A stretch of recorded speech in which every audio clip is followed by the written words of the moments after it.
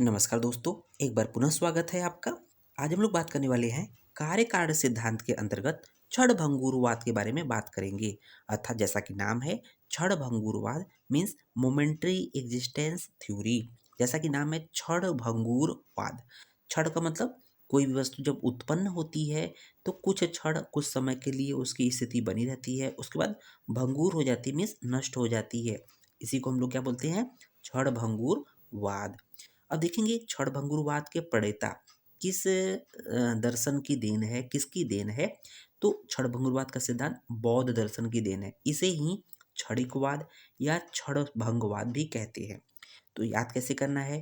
क्षणभंगुरवाद बौद्ध दर्शन ने दिया है। तो बुद्ध जी किसके पेड़ के नीचे रहते थे? बुद्ध जी बरगद के पेड़ के नीचे रहते थे, लेकिन कौन सा फल पसंद करते थे? अंगूर। कौन सा?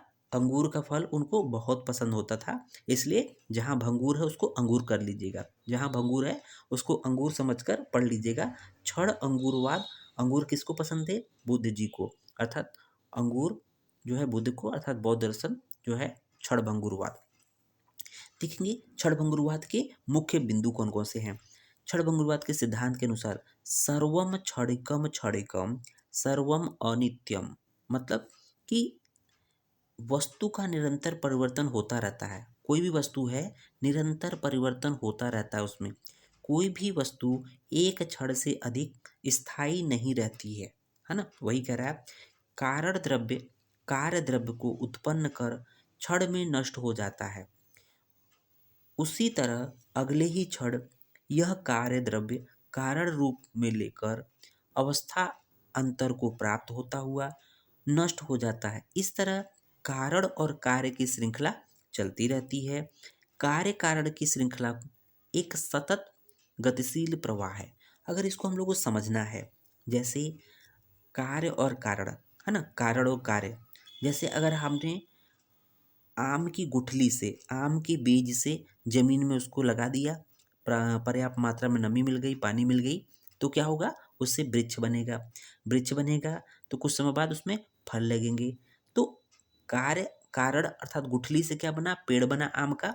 और आम के पेड़ से क्या होगा? तो जब गुठली से, मतलब गुठली कारण था, वो पेड़ में परिवर्तन हो गया। पेड़ में जैसे ही बना तो उसका कारण समाप्त हो गया, गुठली समाप्त हो गई। अब जो कार्य के रूप में पेड़ हुआ उसमें फल आएंगे। फल कुछ समय बाद पुनः गुठली रूप में परिवर्तन हो जाएगा। इसका मतलब कारण पहले गुठली थी, फिर कार्य के रूप में पेड़ हो गया। उस पेड़ से कहीं न कहीं क्या फल बना? फल से पुनः गुठली बन गई। इसका मतलब कारण कार्य में, कार्य कारण में, कारण कार्य में ये श्रृंखला सतत चलती रहती है। वस्तु की एक क्षण में उत्पत्ति, दूसरे क्षण में स्थिति, तीसरे क्षण में लय या विनाश हो जाता है। इस बात को बहुत स्पष्ट करने के लिए निम्न उदाहरण दिया गया है। जैसे जब एक दीपक जलता है तब उसकी लौ एक ही शिखा प्रतीत होती है। उसमें देखते होंगे, जब कोई दीपक जल रहा है, घी का दीपक जलाइए या तेल का दीपक जलाइए, तो उसमें एक ही फ्लेम दिखाई देती है। परंतु वास्तव में ऐसा न होकर यह शिखा या फ्लेम अनेकों शिखाओं या फ्लेम की एक श्रृंखला है। तैल की जैसे, अगर इसको कैसे समझना है तो हम लोग, तैल जो है ड्रॉप बाय ड्रॉप होता है, लेकिन ड्रॉप ड्रॉप बन के वो पूरा उसका भर जाता है। तैल की प्रथम बूंद, अगर एक एक ड्रॉप को देखें तो तैल के प्रथम बूंद से प्रथम शिखा उत्पन्न होती है, वो जल जाएगा।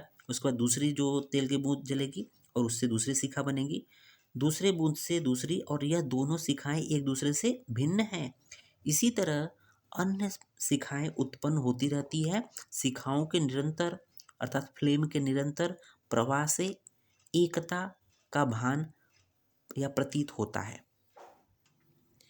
इस प्रकार संसार के सभी पदार्थ क्षणिक हैं, किंतु उनमें एकता प्रतीत होती है।